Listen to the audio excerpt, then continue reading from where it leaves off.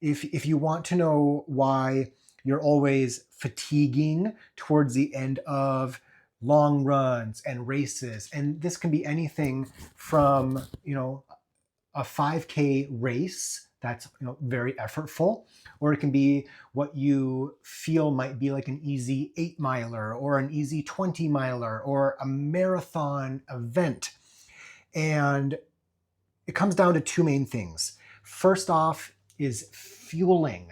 Now, with fueling, I feel like my coaching motto of, I think it was like 2022 maybe, was for my clients: eat more during your long runs.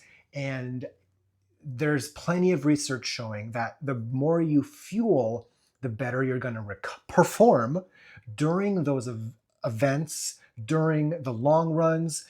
You're fueling yourself, and the better you will recover. There was a really cool study where they had, I believe, elite mountain trail runners do a marathon, and then they tested them maybe the next day, a few days later. It's been a while since I read the study, but basically they tested them after a trail marathon, and those that ate the most calories, they fueled their body the best during the trail marathon, performed better during the fitness test after, aka they recovered better.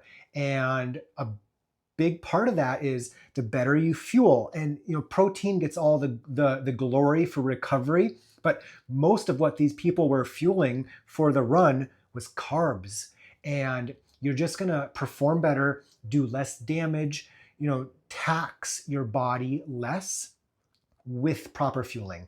And so for myself, for my clients, I really preach 200 calories per hour during 60 plus minute runs.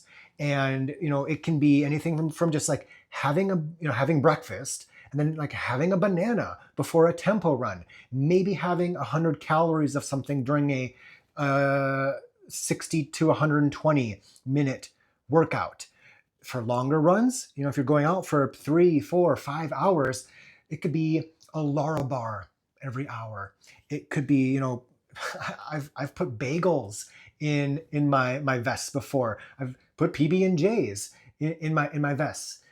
Whatever, it doesn't have to be fancy ultra processed fueling. It can be just your normal food that is packageable and stores well. And I don't like, Larabars are great, but I really like just like bagels. Just like put a bagel in your vest. It's so simple. And I generally recommend going by time. So 100 calories every half hour is so simple. Now, as we get closer to an event, for marathons, for half marathons, I do prefer more dedicated sport fuel, the ultra processed fueling. And so, that 4 to 6 week period before an event, for myself and my clients, I'll recommend easing into using gels, gummies, stuff like that. I prefer Science in Sport. I've got my nutrition stash right here. I like Science in Sport, and I like Maurten right here. Now, I don't know if I have any Science in Sport. GU is the classic option. I've got some protein bars in here. Nice. I don't have any Science in Sport left, but I like that Science in Sport and Maurten both have higher calorie gels. So they're like 160 and 190 calories. So you don't have to do for 100, for Boston, when I ran a 310, it was almost a negative split at Boston. I took in 300 calories per hour. And it's really nice to have the high calorie gels that are closer to 150 or 200 calories versus 100 calories each. And so that's a big part of it, but also, and more importantly, is not fueling, pacing. Don't forget the 6 Ps. Proper pacing prevents piss poor performance. It's so difficult to recover from going out too fast. And the classic example that I think of for myself is when I do 5Ks, that first half mile, that first mile, I'm with other runners and they are huffing and puffing.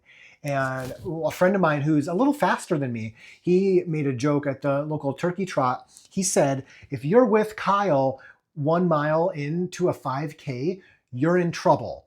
And he knows how good I am at even or negative splitting a 5K, where, I finish minutes ahead of the people that are with me a half mile or a mile in to a 5K because they're going out way too fast. So I break races up into thirds generally. For a 5K, it could be 1 mile, 1 mile, 1 mile. For a marathon, it could be first 10 miles, middle 10 miles, last 10K, where that first third should be super easy. Like it should feel effortless. And if it's a flat course, for example, you should be running about goal pace. If it's an uphill course, I'll be using wattage on my Coros, and I'll be running I'll do like 10K wattage for the first half of an uphill 5K, for example.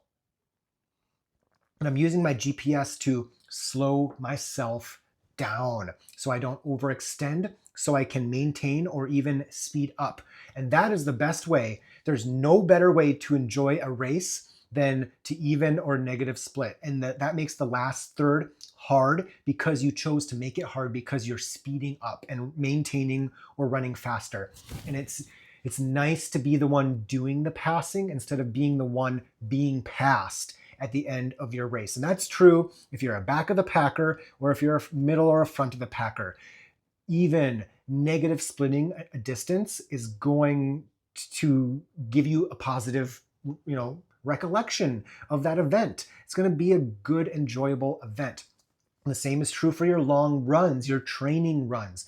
Going out and doing that first half really slow. Taking it as slow as you possibly can will have you maintaining and feeling good for the entire duration.